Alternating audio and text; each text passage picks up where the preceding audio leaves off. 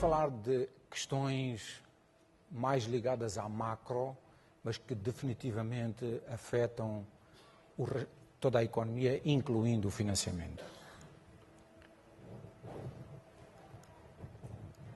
Portanto, eu vou fundamentalmente falar sobre estes três tópicos: crescimento económico, desafios a médio e longo prazo e a política orçamental como veículo gerador de crescimento nesta economia. Bom, não há dúvidas nenhumas que a economia moçambicana está a crescer aceleradamente. Nos últimos, desde 94 até agora, qualquer coisa como 8 a 9%. E isto é fundamentalmente derivado de uma forte política orçamental que canalizou grandes montantes de recursos para a educação e saúde, formação de capital humano e infraestrutura. E depois todo o problema da liberalização da economia que foi feita, que já falaram durante o primeiro painel, e eu não me quero estar agora a tomar tempo, porque o tal problema da liberalização dos mercados. A expansão do setor financeiro, a privatização do setor financeiro, etc., etc., e a banca comercial e os seguros. A estabilidade política foi veículo fundamental. Portanto, e se vocês virem o padrão de crescimento económico em Moçambique, ele começa-se a registar a partir de 94. Até entre 92 e 94 a economia deixou de cair. E antes disso a estabilidade, portanto, provocou um decrescimento acelerado da economia nacional. Ganhos fenomenais em termos de redução da pobreza, de 75% para 53% a linha da pobreza, de população abaixo da linha de pobreza. Infelizmente, existem algumas dificuldades. A pobreza está estagnada nos 53%, e está estagnada nos 53% talvez há uns 10 anos. A produtividade da agricultura, as principais culturas, está estagnada há 30 anos. Esta é possivelmente a razão mais importante que justifica o estagnamento da pobreza. Porquê? 70% da população cria rendimentos via setor da agricultura. E só contribui com 25% do PIB. Só cria 25%, um quarto daquilo que é a riqueza nacional. Se o PIB per capita em 2015 for de $6, estes nossos camaradas só criam $150. A população economicamente ativa, como vocês sabem, 55% da nossa população é dos 19 anos para baixo. Portanto, nós temos uma pirâmide com uma base muito, muito larga, e porque a esperança de vida agora são 52 ou 53 anos, portanto a pirâmide é relativamente baixa. Poucos de nós, dos cabelos brancos, conseguimos sobreviver. E o setor formal da economia, portanto, o setor formal é nada mais, nada menos do que as empresas, o governo e as organizações internacionais, NGOs, etc. Esse é o setor formal, é somente 1 milhão. Isto quer dizer que o emprego formal é de 1 para 14.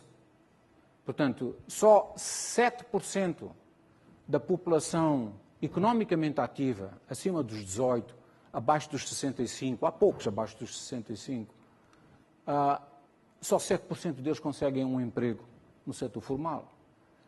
O outro grande problema da população economicamente ativa e da pirâmide que nós hoje temos em Moçambique é que nós temos qualquer coisa como 360 a 370 mil jovens a vir ao mercado de trabalho por ano.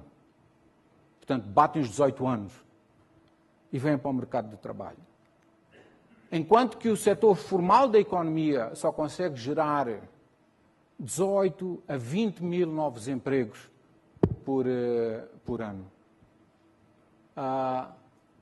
Concluindo e resumindo estas afirmações que eu acabo de fazer, cada 3 anos nós atiramos cerca de 1 milhão de moçambicanos para o setor informal. A política orçamental registra perdas e sérias capacidades de absorção e eficiência reduzida. Eu vou elaborar um pouco mais sobre esta questão. Bom, pelo aquilo que eu disse há bocadinho, quer dizer, a estabilidade política é extremamente importante para nós mantermos o crescimento, a redução da pobreza, etc, etc. A segunda questão, quer dizer, que é o fator mais importante de desenvolvimento de todas as economias, é o capital humano. O investimento que nós fazemos em educação, saúde, água e saneamento. A expansão de infraestruturas e utilidades para a expansão do setor privado, a redução de custos, manutenção, competitividade, acesso a mercados, etc, etc. E a criação de emprego e desenvolvimento do setor privado tem que jogar um papel extremamente importante no país. Nós não podemos continuar com uma economia em que 13 milhões estão no setor informal, 1 milhão está no setor formal da economia. Portanto, nós temos que criar emprego via desenvolvimento do setor privado.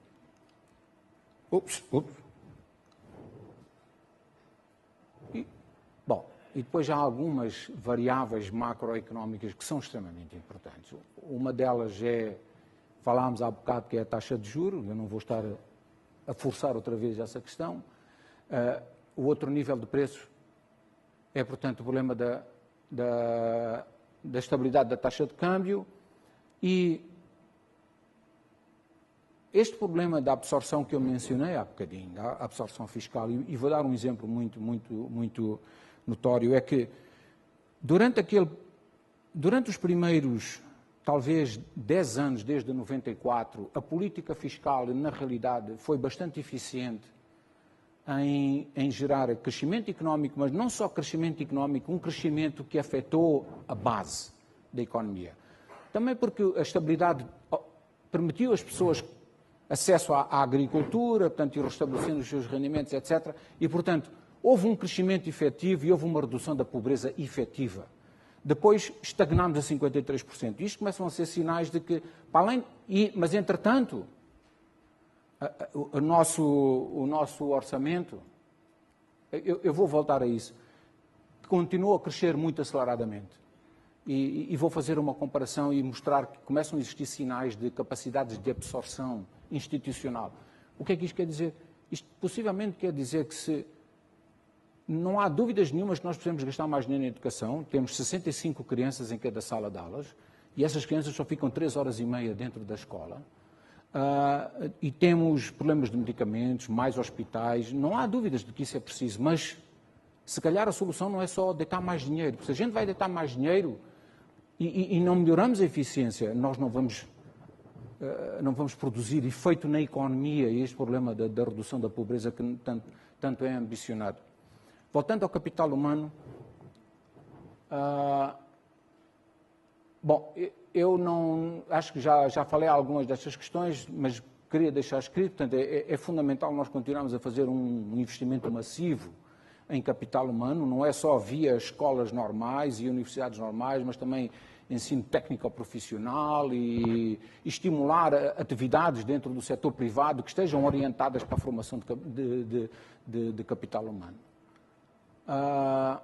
Mas, porém, parei de propósito, existem fracas capacidades de absorção nos setores. Eu vou mencionar só educação e saúde para não mencionar outros, porque este é o mais importante do capital humano. Um estudo rápido mostra que se aumentou nestes dois setores, num período de 10 a 11 anos, entre 2000 e 2012, aumentou-se em termos reais, em 4 vezes, os recursos orçamentais que foram entregues à educação e à saúde. Quando nós olhamos aos indicadores de resultados, ok, o que é que a malta fez com a mola? O que é que nós conseguimos tirar da mola? E começamos a olhar a indicadores de desenvolvimento humano e outros indicadores, nós vemos, sem dúvida nenhuma, que houve uma melhoria nos resultados, mas a melhoria é somente de 50%. Os resultados aumentaram 50% e o financiamento aumentou em 4 vezes. Isto é quase como se eu quisesse converter isto a dinheiro. Porque muitos de nós estamos em fábricas e, sei lá, salsicha, eu se meto uma vaca e tiro 1000 salsichas, eu se meter 2 vacas tenho que tirar 2000 salsichas. Mas não é o que está a acontecer. Portanto, eu eventualmente estou a gastar, por cada 1000 meticais que eu estou a gastar nestes setores, eu só estou a conseguir tirar um resultado equivalente a 250 meticais. Portanto, nós temos aqui um problema sério de absorção. E eu estive a falar numa conferência no setor da saúde exatamente sobre isso, e eles disseram, pois é, então eu já não posso ir mais ao Ministro das Finanças dizer que falta dinheiro. Não, ele sabe que falta dinheiro. Mas se a gente não conseguir aumentar o problema da eficiência e o problema da efetividade nestes setores, não é só prometer que a gente vai conseguir melhorar a educação, a saúde, etc., etc., e formar capital humano, que esse é o fator mais crítico para todos nós. Emprego. Muitas das vezes nós esquecemos que 75% do emprego em todas as economias, ok? Estados Unidos, onde vocês quiserem apanhar, 75% do emprego é criado via pequenas e médias empresas. Os outros 25% é o Estado, é as grandes e megas empresas. Ok? Portanto, isto se eu não estou aqui pertinho não muda, não é? Portanto, os principais fatores para a criação da sustentabilidade das PMEs, portanto, a criação e sustentabilidade da PME tem que estar no coração das políticas que a gente tem que ter. Temos que estimular essa criação de emprego. Bom, estabilidade política, acesso a financiamento, não vou falar mais sobre isso porque acho que vocês já estiveram a abordar e possivelmente alguns dos meus colegas também vão querer falar. O ambiente de negócios, ok? Infelizmente, o ambiente de negócios afeta demasiadamente as pequenas e médias empresas. As grandes e as megas empresas não são afetadas pelo ambiente de negócios. Elas conseguem acordos bilaterais com instituições do Estado e criam o ambiente de negócios deles. E, portanto, as coisas andam para a frente. Mas a cooperativa das senhoras de Nampula faz face ao ambiente de negócios que existe em Moçambique. Portanto, é o problema de como garantir que estas empresas, o conhecimento, a capacitação, a know-how, tecnologia é absorvido por eles, porque e a estabilidade económica. Portanto, nós temos que dar mais estabilidade também à nossa taxa de câmbio, à nossa inflação. A nossa inflação agora está baixa, está estável. A taxa de câmbio não tenho a certeza se ela está estável.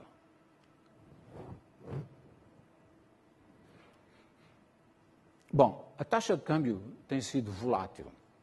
Okay? Eu vou mostrar cada 4, 5 anos nós temos um pico na taxa de câmbio, depois eventualmente recuperamos, mas portanto isto tem uma volatilidade, tem períodos de estabilidade de 4, 5 anos e picos. Portanto, isto não é propriamente um bom nível de preços para as pequenas e médias empresas. Elas precisam dessa tal estabilidade económica. Bom, as últimas duas crises, que é a crise atual em que a gente está hoje na taxa de câmbio, e eu acho que a anterior tem uma grande semelhança. Eu acho que elas estão fundamentalmente ligadas ao problema de desacordos que a gente eventualmente não consegue ter para os desembolsos do Orçamento do Estado. Entretanto, o Orçamento do Estado, como vocês sabem, o lado corrente do Orçamento do Estado é extremamente rígido. Não é possível mandar funcionários do Estado embora. E, portanto, a parte corrente é a prestação de bens e serviços que os funcionários do Estado fazem, e está tudo refletido ali, e, portanto, a gente tem que gastar como estamos a gastar normalmente.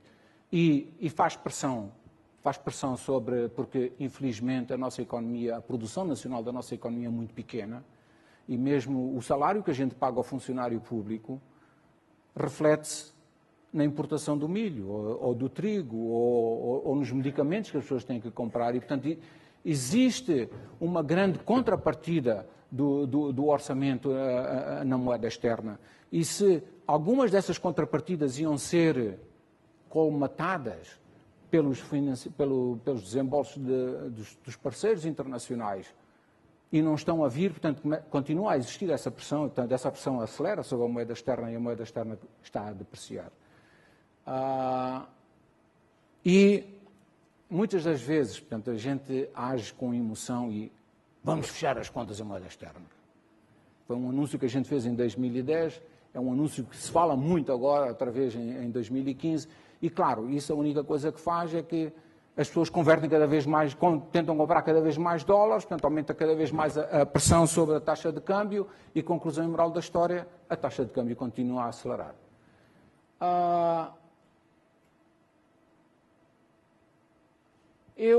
Portanto, eu faço 2 ou 3 propostas, porque não é só levantar problemas. E a primeira coisa que eu estava a dizer, bom, eu estou a assumir que nós temos estabilidade política, ok? E, portanto, tendo estabilidade política, os doadores vão desembolsar como se prevê que eles iam desembolsar, os tais 273 milhões de dólares. Sendo assim, o Banco Central poderia começar a vender moeda externa já, para parar o desaceleramento da depreciação, na expectativa de que ele vai recuperar essas reservas à medida que os dólares vão entrando. É claro que, porque nós sabemos que aqueles dólares todos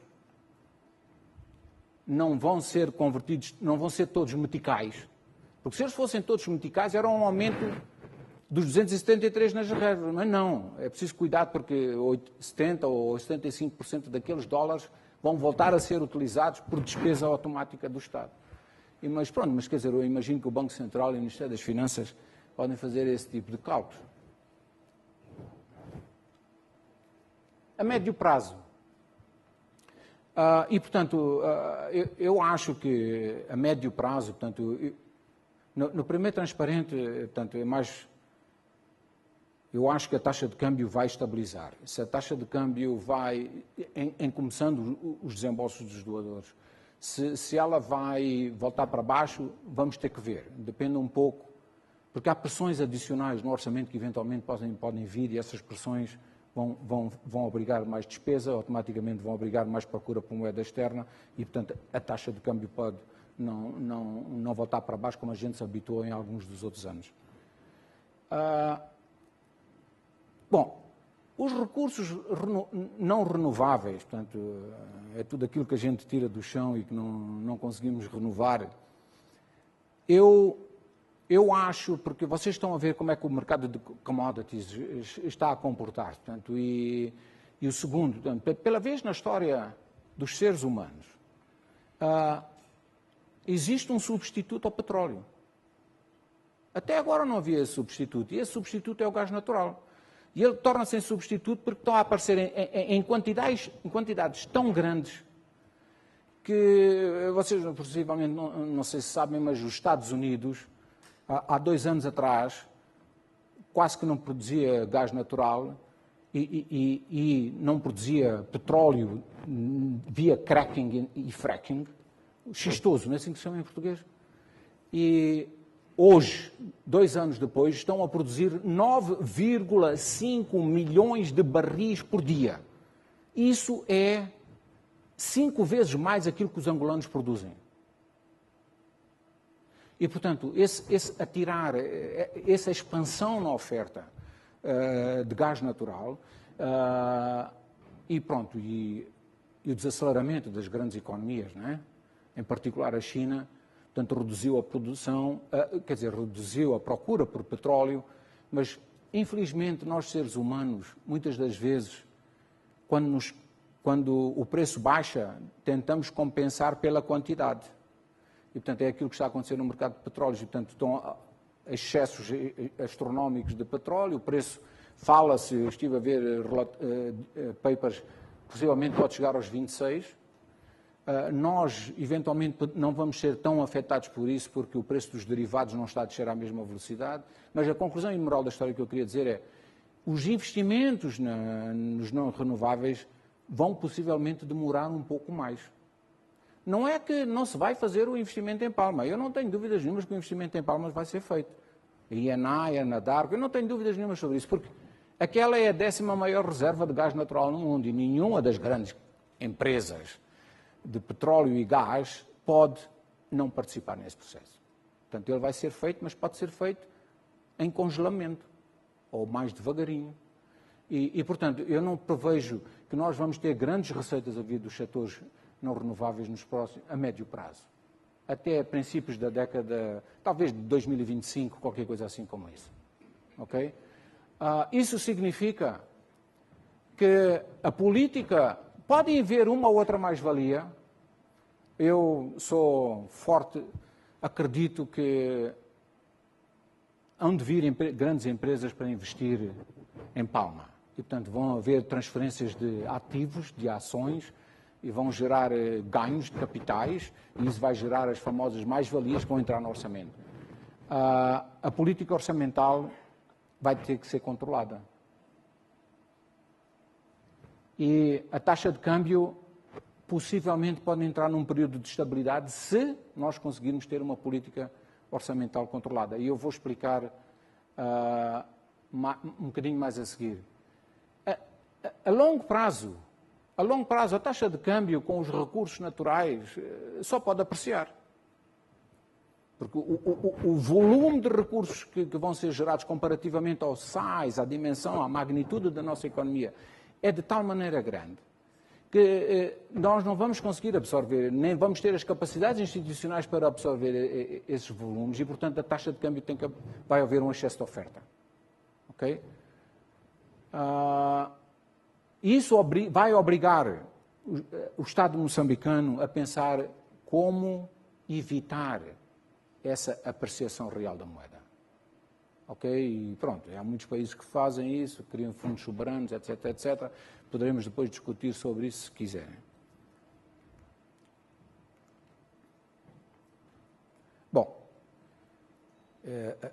o orçamento em Moçambique tem crescido a valores fenomenais, ok? Eu lembro-me dos dias dos 900 milhões, quando eu ainda estava no governo e discutia com a IMF, para 5 bilhões de despesa que nós hoje temos, ok? E sem dúvida nenhuma, numa economia que hoje tem 17 bilhões, um indivíduo que gasta 5 bilhões tem que ser o motor de crescimento dessa economia, não há dúvidas nenhuma. Um crescimento tremendo no lado da receita. A receita passou de 11% do PIB para 27%, 26%, 27% do PIB programados para o ano de 2015. O financiamento externo tem sido gradualmente reduzido, reduzido de 45% dos recursos totais para cerca de 25%, são os tais de 300 e qualquer coisa milhões este ano. A dívida pública encontra-se hoje nos 60% do PIB. Há algumas dúvidas se inclui o atum ou não inclui o atum, há algumas dúvidas se inclui alguns dos passivos não recuperáveis de outras empresas públicas, o que puxa este valor um bocado para cima, mas se for mais 5% ou 6%, eu acho que está mais ou menos estável. Mas ela já foi insustentável, portanto, a gente já tentámos assumir mais dívida do que aquela que nós podíamos e tivemos que fazer um IPIC. Mas há uma questão, portanto, a inclusão, portanto, da dívida do atum e outras dívidas, portanto, são dívidas muito mais caras, portanto, vamos mudar a estrutura da dívida e os custos dessa dívida vão ser muito maiores. A médio prazo, isto são questões, eu agora estou a pôr lenha na fogueira para ajudar o diálogo. O nível da receita orçamental, a meu ver, atingiu o máximo que pode atingir. Quer dizer, nós produzimos de receita neste país hoje 27% do PIB. Os Estados Unidos produz 23% ou 24%. E só temos 1 milhão de pessoas no setor formal. É claro que alguns de nós, no informal, pagamos o IVA em alguns produtos. no telefone, na água e luz, que se a gente consumir, etc, etc. Mas os 26, 27% são fundamentalmente criados no 1 milhão do setor formal. Mais espaço para crescer imposto? Eu não acredito. Que a receita vai crescer, vai crescer. Se o GDP crescer 6%, ela cresce 6%. Se o GDP crescer 5%, ela cresce 5%. Mas agora, ganhos em termos de PIB, portanto, isso significa que o lado dos recursos vai estar amarrado.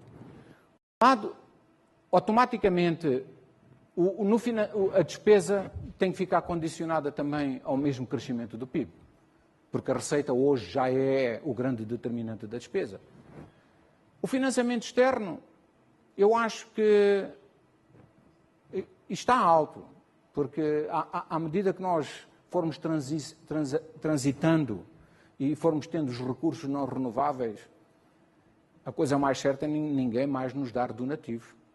Vamos ter acesso a financiamento externo, mas passa a ser comercial ou a título de governo, mas não mais a título de donativo e não mais a título concessionário.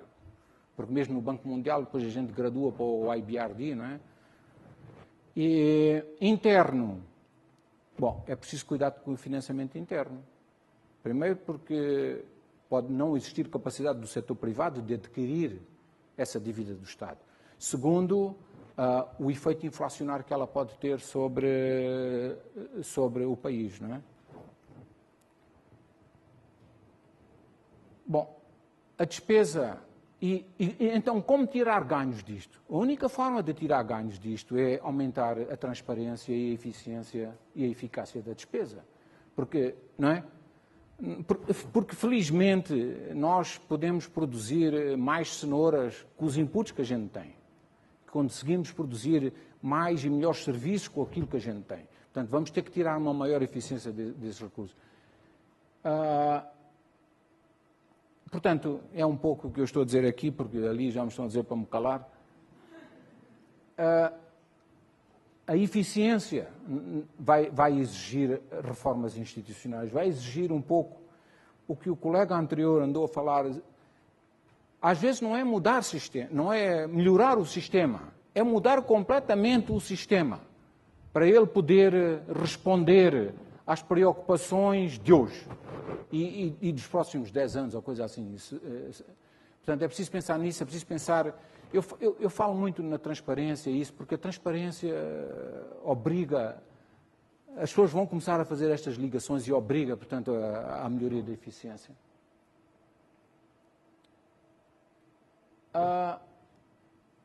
É claro que maiores recursos vão ser gerados. Parte destes recursos não vai ser possível de ser utilizado. Se ele não vai ser possível de ser utilizado, a gente tem que ter cuidado o que é que vai acontecer com a nossa taxa de câmbio, o que é que vai acontecer à produção nacional. Nós, em Moçambique, infelizmente, não podemos ter o Dates disease, a famosa doença holandesa, porque nós não temos a indústria para liquidar. A única coisa que vai acontecer é que, se calhar, nunca vamos ter indústria. Ou a indústria que a gente tiver é só de capital intensivo, por causa da taxa de câmbio. Portanto, nós temos que pensar sobre todos estes efeitos. E é bom começar a pensar agora que temos 10 anos antes dessa grande enxurrada e influxo de fundos começar a vir. Porque o grande problema com a taxa de câmbio, não há problemas. Se vocês estiverem a falar com um economista de Chicago, ele diz, não deixa a economia ajustar. O único problema é que ganhos em produtividade são demorosos, são processos que demoram tempo e a taxa de câmbio vai apreciar muito mais rapidamente do que aquilo que a gente vai conseguir ganhar em produtividade para deixar a taxa de câmbio funcionar.